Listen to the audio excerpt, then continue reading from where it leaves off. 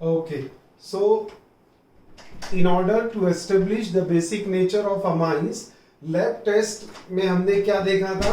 पहला litmus test, दूसरा reaction with mineral acid, and third was orange dye test. That was the color test by which we can confirm the basic nature of amines. Now second reaction which we had seen was Hoffman's exhaustive alkylation. Exhaustive alkylation में हमने क्या किया था? Primary amine को react किया था alkyl halide से, मिला था सेकेंडरी को फिर से अल्काइल हलाइड से रिएक्ट किया, टर्शियरी मिला, और tertiary also on reaction with alkyl halide finally gives quaternary ammonium salt. So this was the second method, Hoffman's exhaustive alkylation. Then we had seen Hoffman's beta elimination reaction. In this beta elimination reaction, the product which we get was an alkene. तो ये ध्यान रखना है आपको.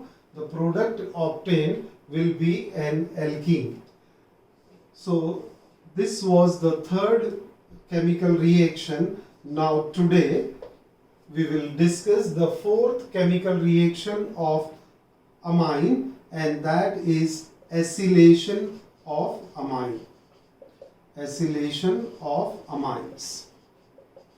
And what happens here in acylation of amines? That aliphatic or aromatic amines react with acetyl chloride or acetic anhydride. Acetyl chloride or acetic anhydride.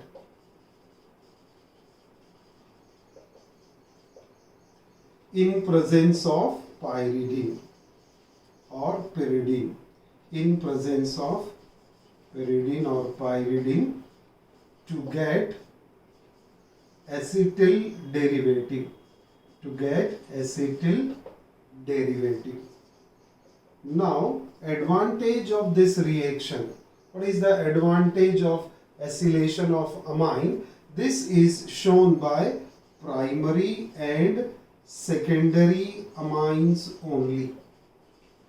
Only primary and secondary shows acylation because they possess free hydrogen atom on nitrogen. So as they carry free or active hydrogen, they undergo acylation easily. But tertiary amine does not carry any free or active hydrogen atom. It will not undergo acylation or acetylation.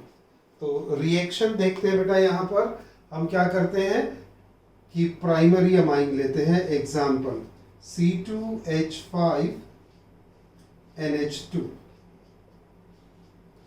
This is reacted with acetyl chloride CH3COCl in presence of pyridine.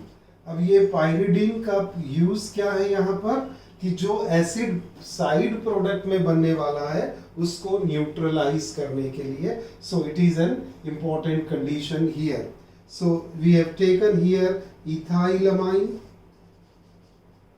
reacted with acetyl chloride in presence of pyridine. अब क्या है? Acylation is a nucleophilic substitution reaction. It is a nucleophilic substitution reaction. So यहाँ पर this nucleophile group CH3CO replaces one of the hydrogen. Primary is having two hydrogen atom, one over the nitrogen, another on the side of nitrogen atom. So these two hydrogen atom available on primary amine, that is ethylamine. इसमें से ये hydrogen को acetyl group से replace कर सकेंगे हम। तो जब रिएक्ट होता है तो रिप्लेसमेंट हो जाएगा, we get C2H5NH and here comes C double bond O CH3, acetyl group आ गया और रिमूवल क्या होने वाला है, -HCl। तो अब हमें जो प्रोडक्ट मिला, ये प्रोडक्ट का नोमेनक्लेचर भी देख लो। अब आप क्या रहेगा, दिस इज N-ethyl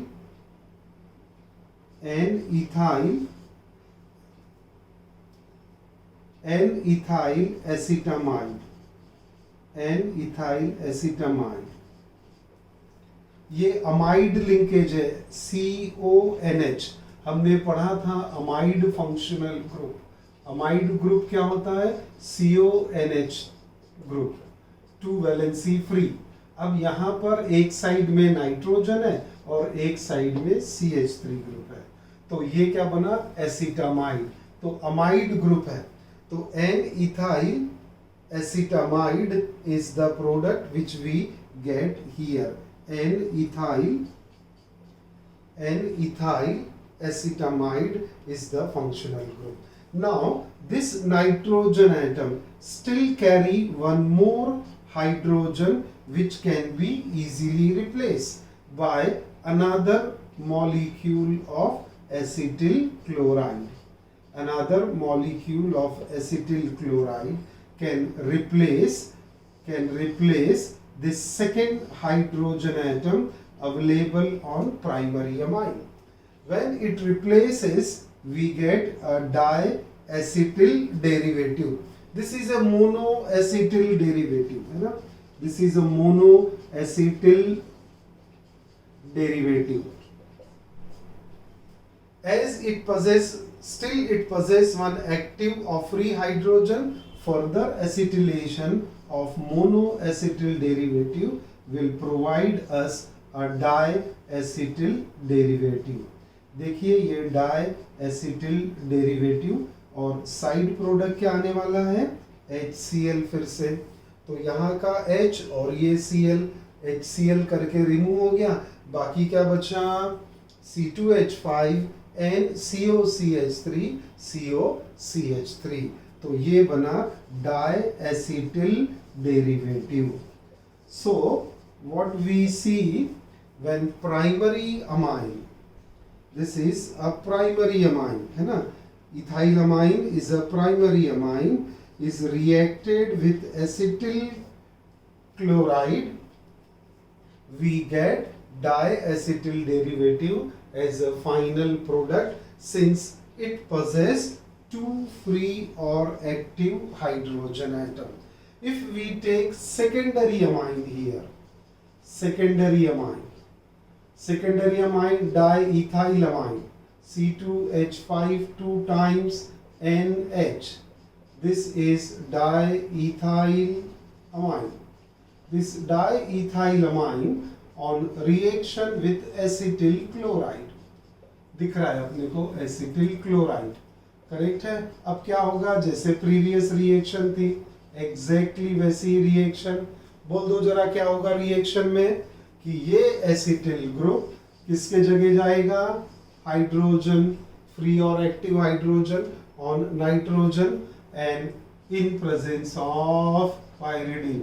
ये क्यों लेते हैं, बोलते जाने का है, इट न्यूट्रलाइजेज द एसिड। जैसे यहाँ पर ये HCl बना, तो ये HCl ने इस प्रोडक्ट को अफेक्ट नहीं करना चाहिए, इसीलिए पाइरिडीन अगर ऐड कर देते हैं हम तो ये क्या होगा, इमीडिएटली न्यूट्रलाइज हो जाएगा। तो यहाँ से फिर से HCl remove and the product which we get is C2H5N, H तो चला गया, और H के जगह कौन सा ग्रुप आ गया, acetyl group, C double bond OCH3। इसको लिखते वक्त ध्यान रखेंगे यहाँ कि जो वैलेंसी है वो कार्बन की फ्री है, CH3 की वैलेंसी तो कार्बोनिल ग्रुप से है, तो लिखते वक्त COCH3 we get diethyl acetamide, we get here NN diethyl, NN diethyl, कौन सा ग्रुप है नाइट्रोजन से, ethyl, NN diethyl acetamide, so we get here dimethyl acetamide group. Now if we consider tertiary amine, if we take tertiary amine will not react. Tertiary amine is what, R3N, यानी example C2H5 3 times N. If this is allowed to react with acetyl chloride, अब ये किसको replace करेगा, hydrogen ही नहीं है, so tertiary amine gives no reaction takes place. हम बोल सकेंगे tertiary amine no reaction take place. It do not undergo acylation, and this reaction can be used to distinguish primary, secondary and tertiary amine. तो क्या हो रहा है, हमने पढ़ा है acylation of amines, and in acylation of amines हमने पहले प्राइमरी अमाइन लिया, उसका मोनो एसिटिल डेरिवेटिव बना, one more molecule acetyl chloride will produce diacetyl derivative. Secondary amine forms monoacetyl derivative since it possesses only one hydrogen. तो primary react होगा acylation, secondary react होगा acylation, but tertiary amine does not undergo acylation as it does not carry any free or active hydrogen atom. Okay, now fifth method we take is carbyl amine reaction. Carbyl amine test भी बोलते हैं इसे, और reaction, because this reaction can be used to distinguish primary amine. एक specific chemical test है ये, तो carbyl amine test और reaction. What happens here, aliphatic और aromatic primary amine, primary amine reacts with chloroform and excess amount of concentrated KOH or NaOH. It gives foul smelling, जिसको हम कहते हैं obnoxious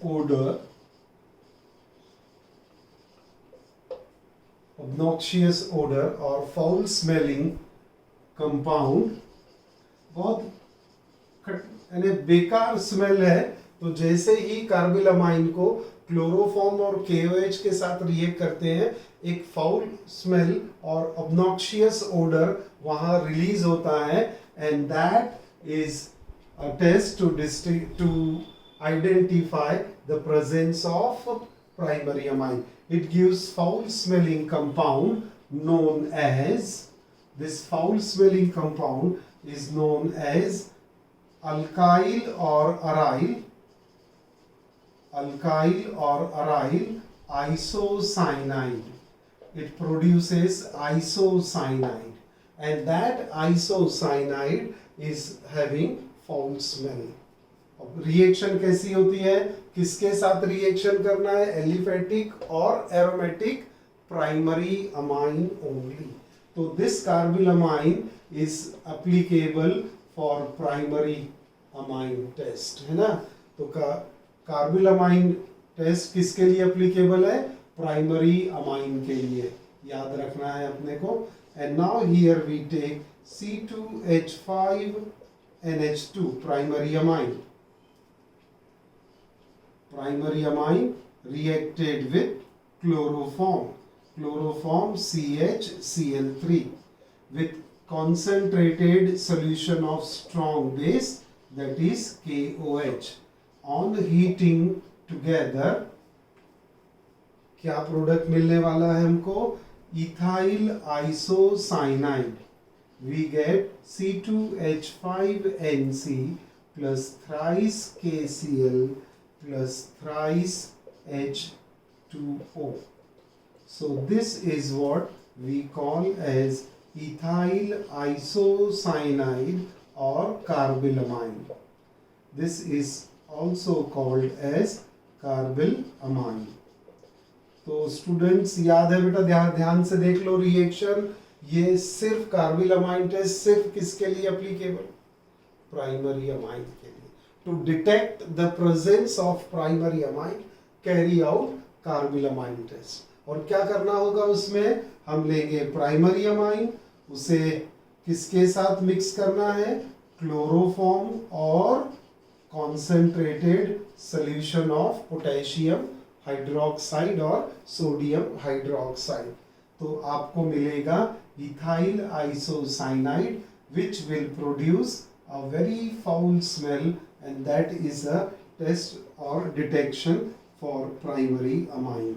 अब इसी में अगर हम एरोमेटिक अमाइन ले लें, एनिलीन C6H5NH2, तो इसे हम क्या कहते हैं? Phenyl amine.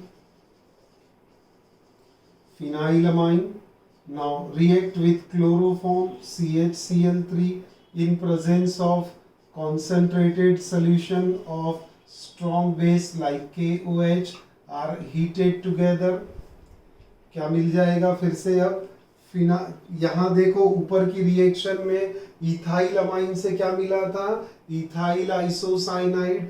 तो यहाँ फिनाइल अमाइन से क्या मिलेगा हमको? Phenyl isocyanide. Phenyl isocyanide. तो फिनाइल आइसोसाइनाइड का फॉर्मूला देखो, बोल दो तो फिनाइल आइसोसाइनाइड क्या होगा? C6H5NC. This is what we call as phenyl isocyanide. और साइड प्रोडक्ट तो जो ऊपर में है thrice KCl plus thrice H2O, है ना. ये देखो thrice KCl यहीं से दिखता है अपने को, thrice KCl और H2O 3 टाइम्स रहेगा क्योंकि 3 ऑक्सीजन है तो 3 वाटर मॉलिक्यूल बनते, बैलेंस हो गई रिएक्शन. ये भी कंपाउंड फाउल स्मेल प्रोड्यूस करता है ना. And therefore we can detect primary amine through carbylamine test. Okay, now next 6th reaction will take action of nitrous acid. Action of nitrous acid. Nitrous acid is HNO2, and nitrous acid can be obtained by the action of sodium nitrite and concentrated HCl. So that will produce nitrous acid. देखो box में आया क्या? nitrous acid HNO2. Nitric यानी NO3 होता और यहाँ पर NO2 है तो ये क्या बना? Nitrous acid plus NaCl. तो ये याद रखने के लिए है, अपने को ध्यान में रखेंगे. तो action of nitrous acid on primary, secondary and tertiary amine. देखते हैं इसमें अब क्या होता है. टर्शियरी भी रिएक्ट करता है या नहीं करता है? ओनली प्राइमरी अमाइन रिएक्ट करता है नाइट्रस एसिड से, दैट वी विल सी, है ना. तो अभी सिर्फ हमने बोला है रिएक्शन विथ अमाइंस. इसमें क्या होता है? नाइट्रस एसिड में we get डाइजोनियम सॉल्ट। तो एक्शन ऑफ नाइट्रस एसिड, यहाँ लिखूं क्या मैं रिएक्शन को? चलो रिएक्शन यहाँ लिखते हैं। ये C2H5NH2 primary amine plus HONO यानी HNO2, ये क्या है बेटा? ये नाइट्रस एसिड, करेक्ट है। और ये है इथाइल अमाइन। अब nitrous acid is a unstable acid. Whenever we use nitrous acid on the arrow, we have to write this NaNO2 and concentrated HCl, correct है? And when they are reacted, it forms a diazonium salt. Diazonium salt. Diazonium salt यानी क्या बनेगा यहाँ पर? C2H5N2Cl, ये वाला compound बनेगा। C2H5N2Cl we get as a diazonium salt, which is a unstable salt here, and very quickly with the action of water it decomposes by water and it gives C2H5OH plus N2 gas. ये brown colour gas यहाँ से release हो जाएगी and we get HCl. So here we get ethyl alcohol and brown gas get eliminated here. So primary amine, ethyl amine, on reaction with nitrous acid produces unstable diazonium salt, which on decomposition with water provided ethyl alcohol. अब ये nitrous acid की आप reaction इसके पहले पढ़े हैं आपने in case of phenol, है ना? तो फिनॉल के साथ में क्या होता है? When we take aromatic primary amine, phenyl amine common name, और क्या इसका? Aniline. So when aniline is reacted with nitrous acid है तो क्या लिखना है एरो पे? NaNO2 एंड कॉन्सेंट्रेटेड HCl, सही है। अब इस रिएक्शन में टेम्परेचर जो है 273 to 278 केल्विन, तो लो टेम्परेचर हमको मेंटेन करना होता है। तो लो टेम्परेचर है 273 to 278 केल्विन। क्या प्रोडक्ट मिल जाएगा अब हमको? यहाँ पर प्रोडक्ट क्या आ जाएगा? Diazonium salt, benzene diazonium chloride will be obtained as a product here. तो ये बना आपका benzene diazonium chloride, benzene diazonium chloride, correct? benzene diazonium chloride, and this on decomposition by using dilute H2SO4 finally get converted to phenol. ये phenol वाले chapter में आपने methods for the preparation of phenol में पढ़ा है कि यहाँ पर आपको phenol मिल जाता है और nitrogen gas brown colour and HCl we get here. So this is what the action of nitrous acid on primary amine. तो नाइट्रस एसिड भी स्पेसिफिक रिएक्शन है प्राइमरी अमाइन के लिए। कार्बिलमाइन रिएक्शन है वो भी प्राइमरी अमाइन के लिए। एसिलेशन आज हमने पढ़ा, उसमें प्राइमरी सेकेंडरी टर्शियरी को आप डिस्टिंग्विश कर सकते हैं। एसिलेशन फिर से एक बार बोल देंगे। एसिलेशन में क्या होता है? Primary amine produces diacetyl derivative, secondary amine produces monoacetyl derivative, but tertiary does not react with acetyl chloride. It does not undergo acetylation. Now next reaction we will take is reaction with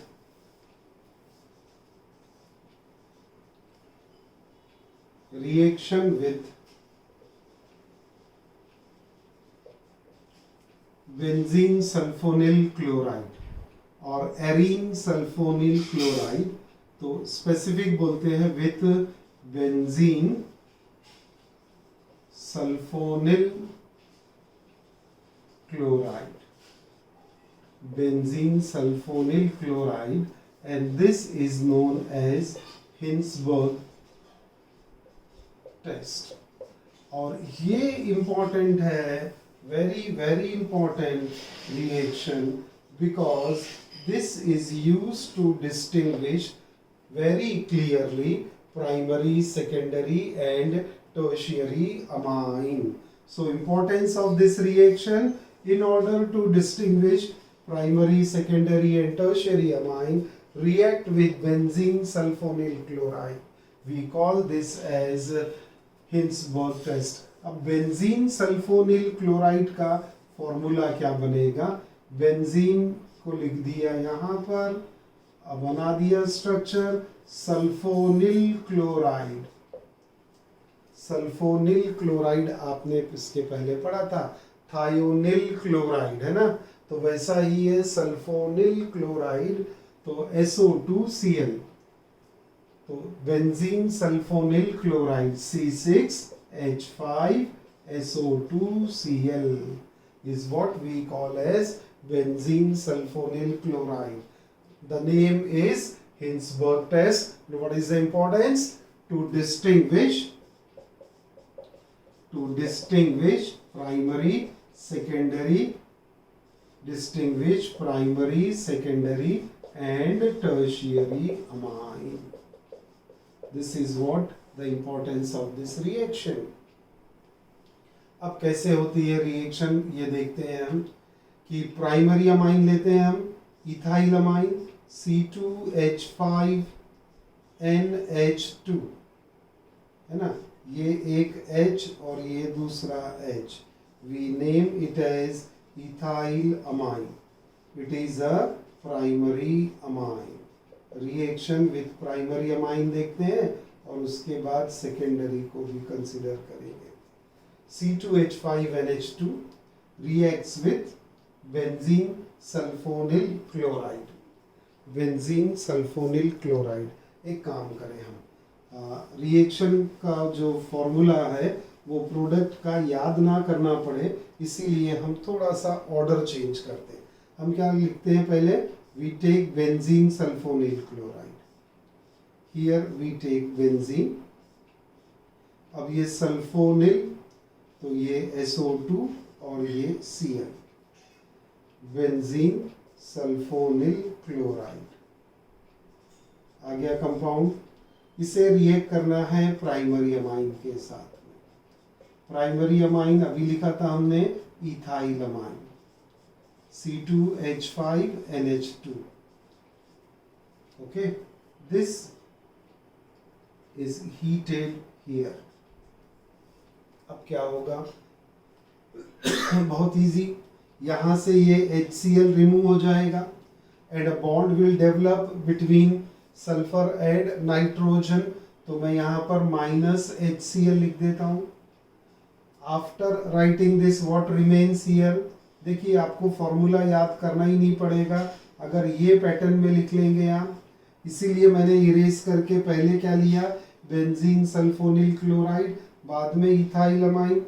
ये removal easily दिखा दिया हमने, और जो भी बच गया उसको लिख दीजिए आप. बेंजीन आ गया, ये सल्फर के 2 oxygen atom, then what HCl तो रिमूव हो गया. What remains here is NH C2H5. This is what the product we get. अब ये प्रोडक्ट क्या है?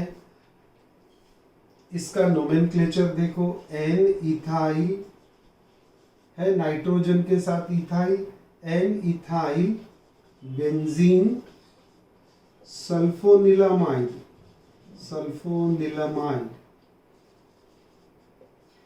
वो CONH था, ये SO2NH है, इसीलिए इसका फॉर्मूला क्या बना, N ethyl benzene sulphonylamide, N ethyl benzene sulphonamide, है ना, सल्फोनामाइड ऐसा लिख सकते हैं, सल्फोनामाइड एक ही वर्ड हो।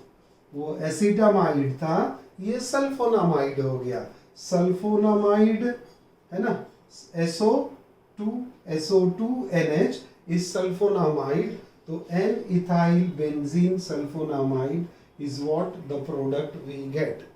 Now हमने क्या किया इस पूरी रिएक्शन में कि हाइड्रोजन को रिप्लेस कर दिया, है ना।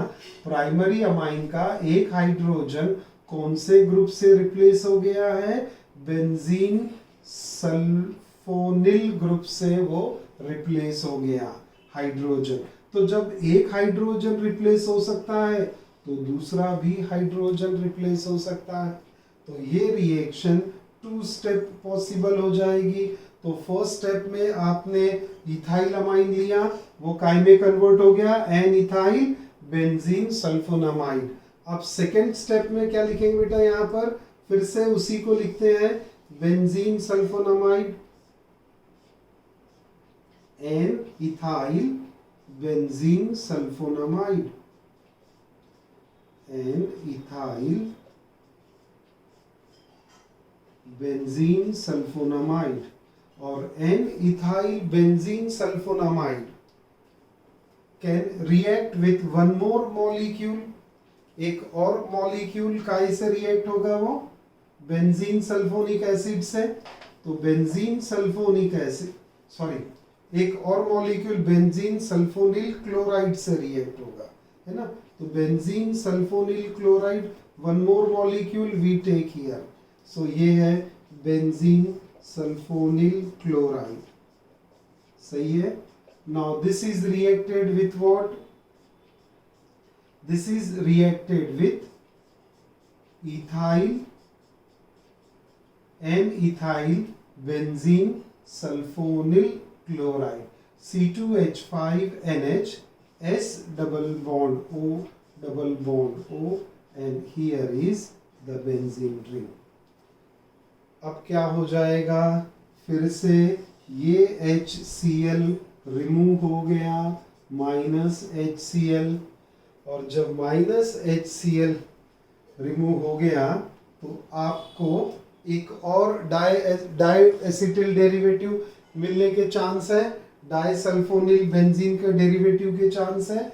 तो ये रिएक्शन को हम हमारे सिलेबस के हिसाब से हम यहीं तक पढ़ने वाले हैं, आगे मैं समझाता हूं क्या करना है ना। अब क्या हो जाएगा नेक्स्ट, इसमें ये ग्रुप C2H5N, यहां कौन सा ग्रुप आ जाएगा, S डबल बॉन्ड O, और ये बेंजीन रिंग, और यहाँ तो पहले से वही ग्रुप लगा हुआ है, NS double bond O with benzene ring.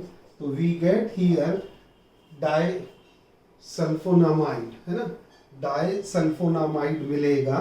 तो ये रिएक्शन है, हमारे सिलेबस में क्या बोला है कि सिर्फ इसको फर्स्ट स्टेप तक के पढ़ने का, कहाँ तक, एन इथाइल बेंजीन सल्फोनामाइड, और ये N ethyl sulphonamide is soluble in NaOH।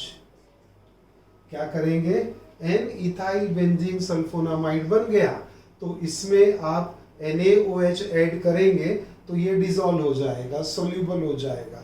क्यों, क्योंकि इसके पास क्या है, ये फ्री और active hydrogen atom, free or active hydrogen atom.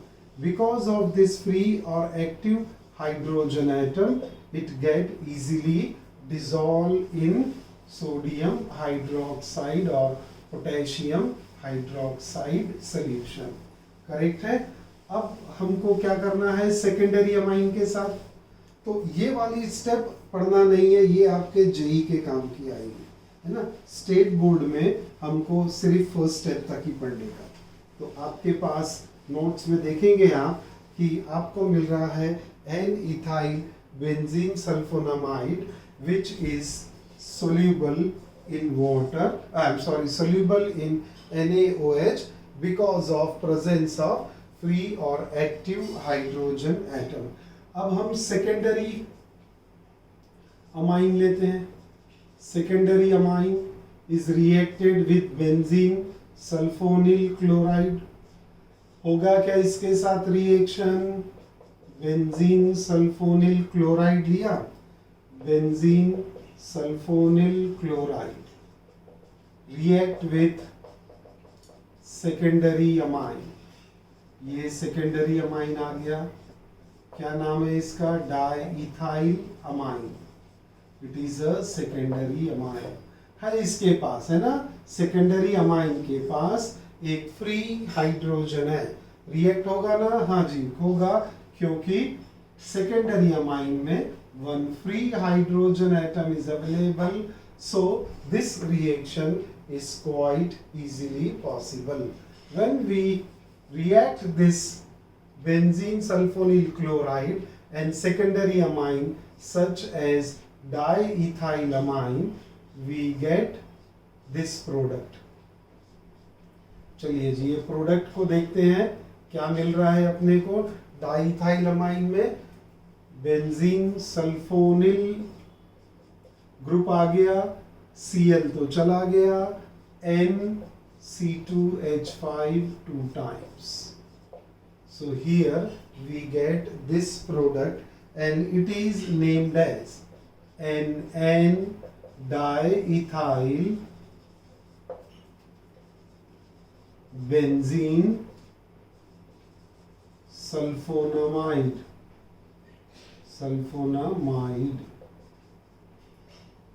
sulfonamide, okay। NN diethyl benzene sulfonamide is the product which we get here, NN diethyl benzene sulfonamide। So primary amine gives N-ethyl benzene sulfonamide which is soluble in NaOH। Now when we react secondary amine with benzene sulfonyl chloride, we get NN diethyl benzene sulfonamide। और अब ये compound को NaOH के साथ react करेंगे। NaOH does not dissolves in NaOH। Why it does not dissolves in NaOH? It does not carry any hydrogen atom on nitrogen, so no free active hydrogen available, hence it will not get dissolved in NaOH solution। अब tertiary amine react करेगा क्या? Tertiary amine, let us right tertiary amine। tertiary amine we take triethylamine और इसे react करते हैं benzene sulphonyl chloride के साथ में। कहा इसके पास हाइड्रोजन है ही नहीं, तो ये ग्रुप हाइड्रोजन पे आता है। तो यहाँ जब हाइड्रोजन नहीं है तो tertiary amine will not react.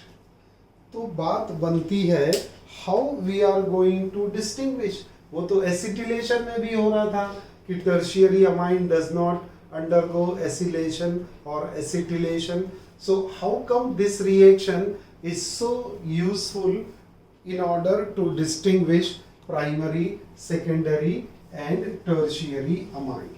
इसको समझने के लिए हम क्या करें, जैसे हम एक ये प्राइमरी अमाइन का बॉक्स बनाए, एक सेकेंडरी का और एक टर्शियरी का। प्राइमरी अमाइन लिखते हैं इसको, primary amine, this is primary amine. इसके साथ क्या रिएक्ट करना, benzene sulphonyl chloride, secondary amine. इसके साथ रिएक्ट करना है benzene sulphonyl chloride. Third tertiary amine, react करना है benzene sulphonyl chloride. This will give N-ethyl benzene sulfonamide plus NaOH। तो इसके बाद गेट डिसॉल्व्ड। ये रहेगा टेस्ट। आपने तीनों के प्रोडक्ट बना दिया, अब तीनों में NaOH ऐड कर दो, तो ये बनाएगा NN डाइइथाइल बेंजीन सल्फोनामाइड। सही है। अब इसमें क्या ऐड करना है, plus NaOH, does not dissolve. तो प्राइमरी अमाइन जो प्रोडक्ट बनाएगा सल्फोनामाइड, उसको NaOH में अगर ऐड करते हैं तो वो उसमें डिसॉल्व हो जाएगा। क्यों डिसॉल्व हो जाएगा? क्योंकि इसके पास फ्री और एक्टिव हाइड्रोजन है। सेकेंडरी अमाइन भी रिएक्ट करेंगे बेंजीन सल्फोनिल क्लोराइड, वो प्रोडक्ट बनाएगा सल्फोनामाइड।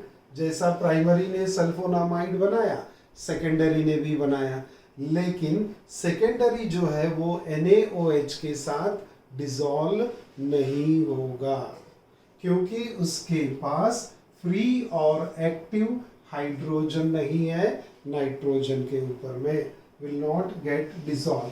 अब tertiary amine, no reaction with this compound, है ना। Tertiary amine benzene sulphonyl chloride, क्या ऑब्जर्वेशन आएगा अपना, नो रिएक्शन। तो डिस्टिंग्विश कर लेंगे आप, है ना।